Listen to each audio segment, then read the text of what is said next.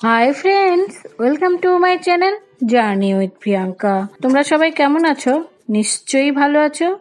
আজকে আমি তৈরি করব বাঙালিদের প্রায় সকলেরই পছন্দের একটি মাছের রেসিপি। সেটি হলো মোরলা মাছের ঝাল বা মোরলা মাছের ঝাল চচ্চড়ি। সকলের বাড়িতে তোমরা সবাই বিভিন্নভাবে এই মাছের রেসিপিটি তৈরি করো, তবে আমি আজ একটু ভিন্নভাবে ভিন্ন স্বাদে এই মোরলা মাছের রেসিপিটি তোমাদের সাথে শেয়ার করতে চলেছি। তাহলে চলো দেখে নেওয়া যাক। আজ তোমাদের সাথে শেয়ার করছি মোরলা মাছের একটি অন্যরকম রেসিপি। তোমরা অনেকে অনেকভাবে তৈরি করো। দেখো, আমি এখানে 250 গ্রাম মোরলা মাছ নিয়েছি। মাছগুলোকে এভাবে টিপে পেট থেকে নোংরাগুলো বের করে নিয়েছি আর ভালো করে মাছগুলোকে ধুয়ে নিয়েছি। মাছগুলোকে একটা প্লেটের মধ্যে নিয়ে নিয়েছি। আর এখানে নিয়েছি মিডিয়াম সাইজের 2টো পেঁয়াজ কুচো করে।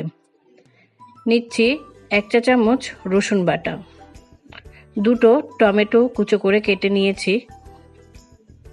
নিচ্ছি 1 চা চামচ গুঁড়ো লঙ্কা, 1/2 চা চামচ হলুদ গুঁড়ো, আর নিচ্ছি পরিমাণ মতো নুন, আর নিচ্ছি 2 টেবিল চামচ সর্ষের তেল। এই মাছটা আমি সর্ষের তেলেই রান্না করছি। তো দেখো, সব উপকরণ দিয়ে আমি ভালো করে মাছগুলোকে সব মশলার সাথে মেখে নিয়েছি। দেখতেই পাচ্ছ মাছগুলো মাখা হয়ে গেছে। এদিকে গ্যাস ওভেনে একটা কড়াই বসিয়ে দিয়েছি, দিয়ে দিয়েছি 1 টেবিল চামচ তেল। তেল গরম হয়ে গেছে, মাখা মাছগুলোকে আমি তেলের মধ্যে দিয়ে দিলাম আর ভালো করে নেড়ে মিশিয়ে দিচ্ছি। গ্যাসের ফ্লেম মিডিয়াম রেখে খুব হালকা হাতে খুন্তি দিয়ে মাছগুলোকে নাড়তে হবে। একটু সময় নিয়ে এটা করতে হবে, কারণ আমি মাছগুলো একটু শুকনো শুকনো ভাজা করব বা রান্না করব।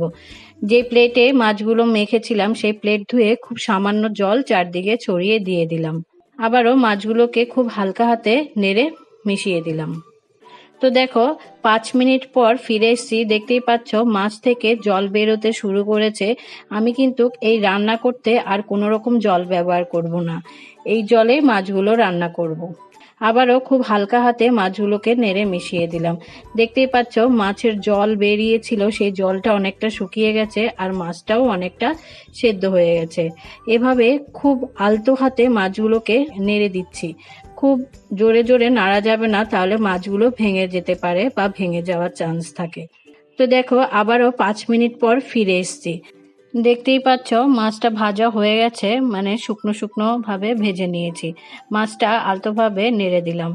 দিয়ে দিচ্ছি 3-4টে কাঁচা লঙ্কা কুচো। কাঁচা লঙ্কা কুচো দিয়ে মাছটা আবারও একটু নেড়ে মিশিয়ে দিলাম। আমাদের মাছ কিন্তু হয়ে গেছে, দেখতেই পাচ্ছ। চারপাশে ছড়িয়ে দিয়েছি 1 মুঠো ধনেপাতা কুচো। আমাদের মোরলা মাছের ঝাল বা মোরলা মাছের শুকনো ঝাল তৈরি। এভাবেই তোমরা খুব ঝটপট এই মাছের রেসিপিটি তৈরি করে নিতে পারো। আশা করছি আমার আজকের ভিডিওটিও তোমাদের ভালো লেগেছে। যদি ভালো লাগে অবশ্যই আমায় কমেন্ট করে জানাবে, আর আমার এই চ্যানেলে লাইক করবে, শেয়ার করবে আর সাবস্ক্রাইব করে বেল আইকনে গিয়ে অল নোটিফিকেশন অন করে দেবে, যাতে সবার আগে পৌঁছে যায় আমার আরও নতুন নতুন ভিডিও তোমার কাছে।